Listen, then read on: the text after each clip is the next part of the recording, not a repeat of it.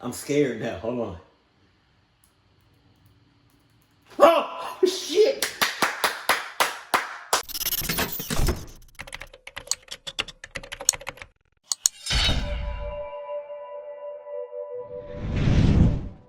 Sup? Dope. West Bengal, India has its fair share of allegedly haunted places, but perhaps none are as creepy or as intriguing as the Aliyah ghost lights. In the swampy marshes of West Bengal, Look at all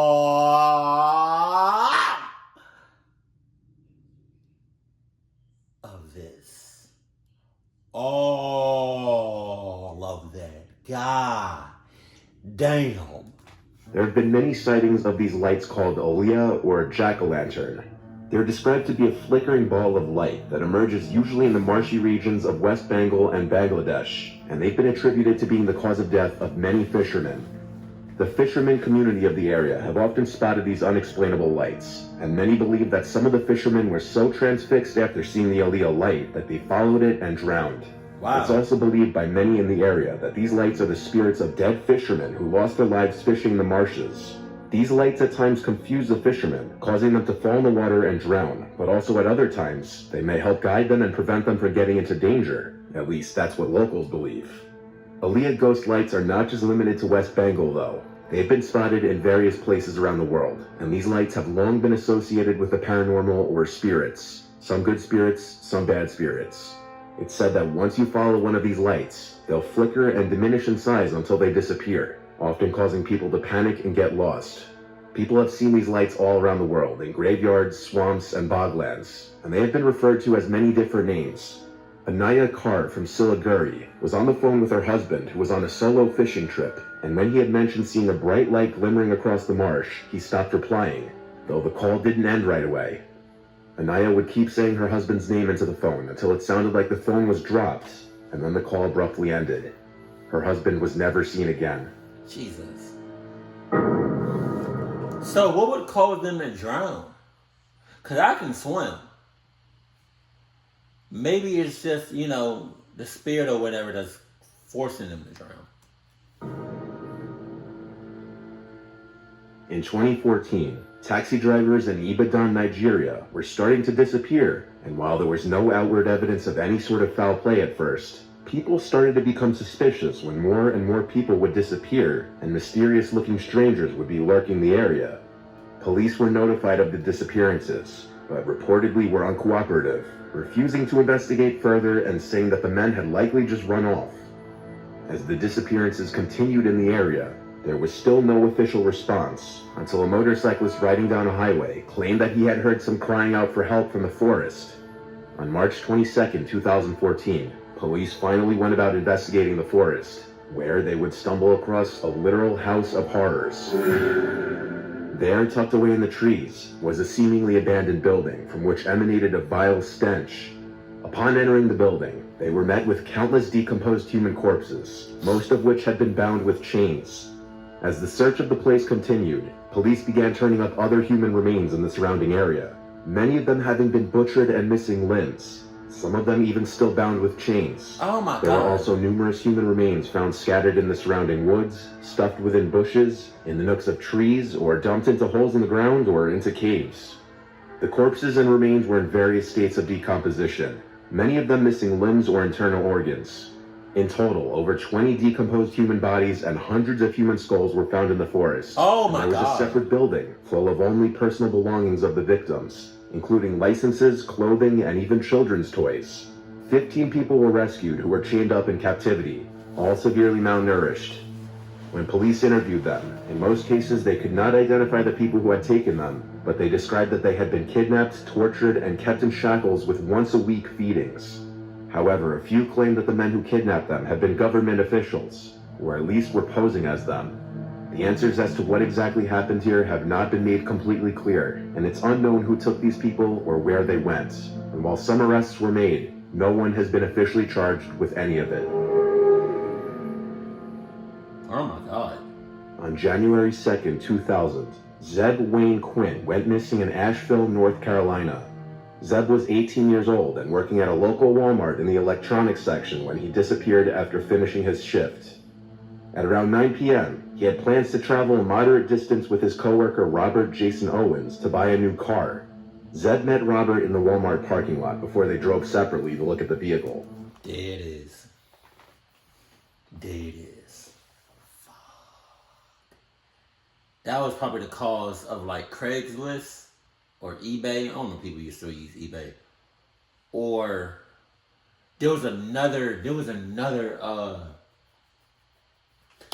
website that you can go on. Oh, Facebook Marketplace. God, it was probably one of them jumps. The two men were seen on surveillance footage at a nearby gas station at approximately 9:15 p.m. purchasing sodas at a convenience store. According to Robert, after leaving the gas station, Zeb signaled for him to pull over by flashing his headlights. Zeb told him that he had received a page and needed to return the call. After he returned from using a payphone, Robert described Zeb as frantic and nervous. Zeb told him that he needed to cancel their plans to view the car, and he eventually sped off, rear-ending Robert's truck in the process. Hours later, Robert was treated at a hospital for fractured ribs and a head injury that he claimed was due to a second car accident that same evening. No accident report was ever filed with police. The following afternoon, Zeb's mother Denise filed a missing persons report. 2 days after he was last seen, a man claiming to be Zeb placed a phone call to the Walmart where he worked. The man told Zeb's coworker that he would not be coming to work due to coming down with a fever, but the coworker recognized that the voice was not Zeb's. The phone call was placed back to a Volvo plant where Robert worked. When questioned, Robert admitted to making the phone call, claiming that he was doing Zeb a favor after he called and asked Robert to call in sick for him. During police investigations, a woman named Misty Taylor was interviewed, as she and Zeb had become romantically involved in the weeks prior to his disappearance, and he had told friends and family that he had been threatened by her abusive boyfriend, Wesley Smith, after he discovered that the two of them had been speaking. On January 6, 2000, Zeb's mom received a phone call from a former classmate of her son, who happened to be a co-worker at the Asheville hospital where both were nurses, who told her that she had seen his car in the parking lot of a barbecue restaurant next to the hospital. Police examined the car, which had been left with its headlights on, but there was also a pair of lips and an exclamation mark drawn on the car's back windshield. Hey, if I didn't look at those lips right there, I deadass would have thought somebody took some lips. Oh my God. And lipstick. And a live puppy was found inside. Oh no! Alright, see, that's where I draw the line now. God damn. Whoa, shit. I cannot deal with animal cruelty. I cannot. Keycard was also discovered in the vehicle, but police couldn't find the source hotel. There was also a jacket that didn't belong to Zeb in the car. Police collected forensic evidence from the car, but uncovered no new leads. Zeb's mother believes that the car was placed there by somebody that knew that his family worked and lived nearby, intending that one of them would find it. A couple later called police to report that they had seen Zeb's car being driven in downtown Asheville before it was parked at the restaurant, and assisted police in producing a composite image of the person driving the car. Police later... When I tell you my heart drops a couple of yards, I shit you not. I may have not been like, oh shit. See, I got a few different types of scaredness. I'll do this, that I'm scared. Or I would do that. Or I would oh shit. Or I would physically get up out my chair and run around and shit. You know.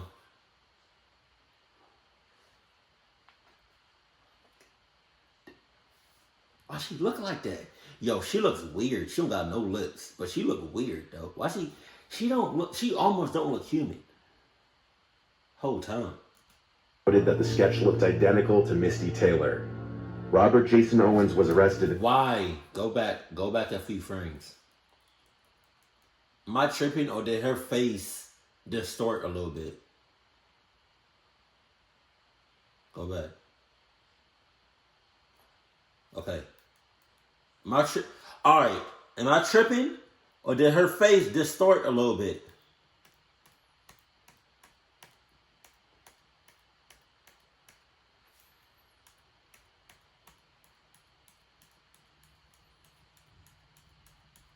I'm going frame by frame because I don't want to miss it. Unless my eyes are just playing tricks on me.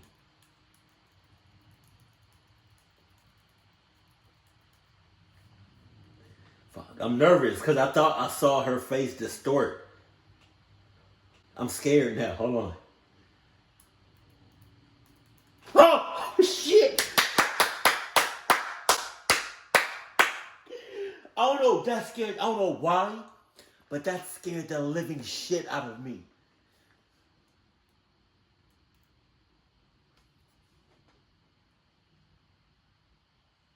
Yo, Mr. Nightmare, bro.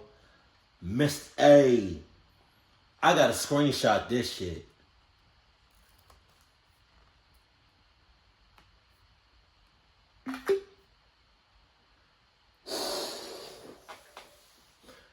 Oh my God.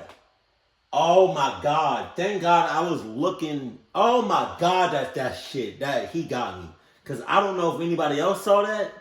But like it happened. It wasn't even he didn't even do it in a second.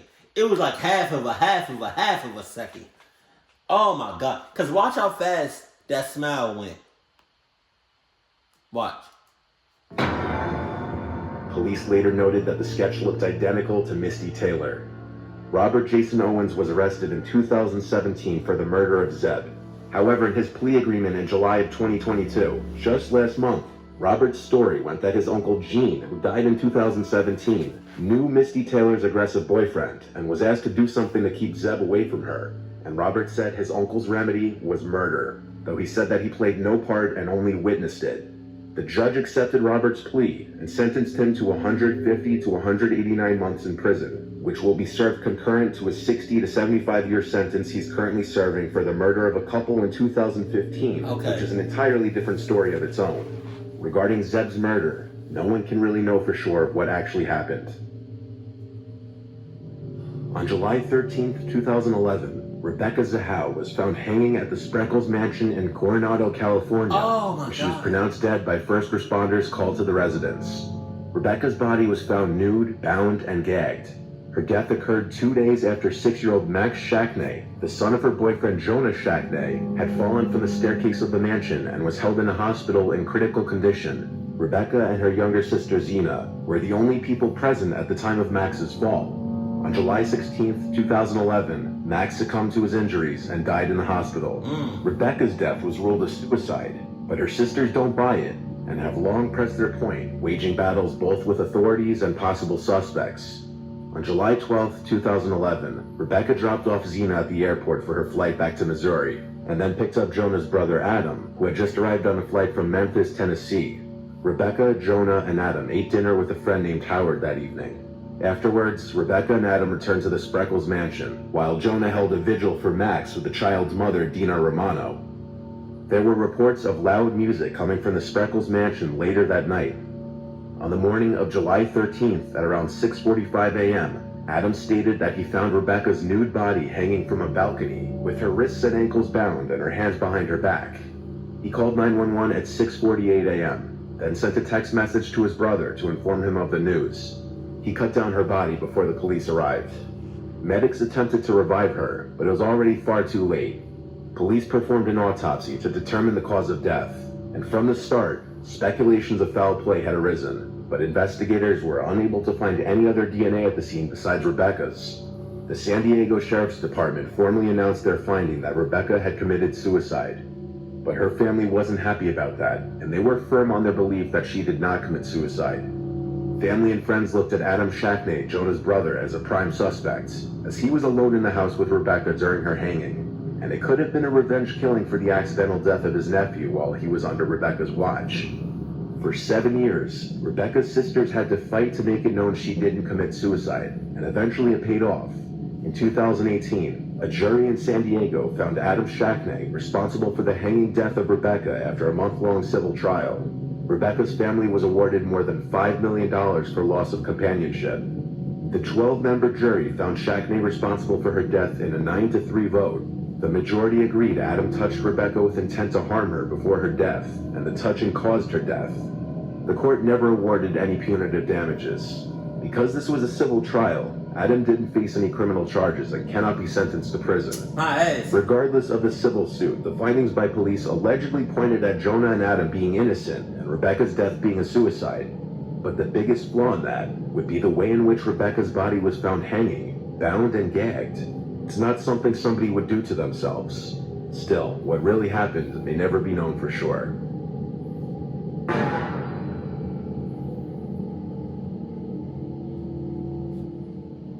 Oh, was that? Oh. Now, I'm not gonna hold you. I'm not saying that she did this herself. Like, but like, you know, you got a lot of crazy people. I'm pretty sure old dude did it. But you got a lot of crazy people out there, you know, that's crazy in the head. Or, you know, she could, I don't know, man. I don't know. Just, hey, shit. But this, I just want to go back to this picture. Where is it? Oh. Where's the picture? Hold on. Where the picture at? Okay. I understand this is a drawing, but she don't look human, yo. She does not look human at all. And she got all that. She got all of that in a bag of Nikes. But I still don't understand how some people drowned in the lake. Because if you can swim, then well, there it is. Unless the spirit or whatever forced them to stay underwater. But other than that, I don't see how they really drowning like that. But if you want me to react to, well, let me know what you want me to react to next in the comment section below. Keep it cool, keep it classy, and I love you. Stay happy, my family.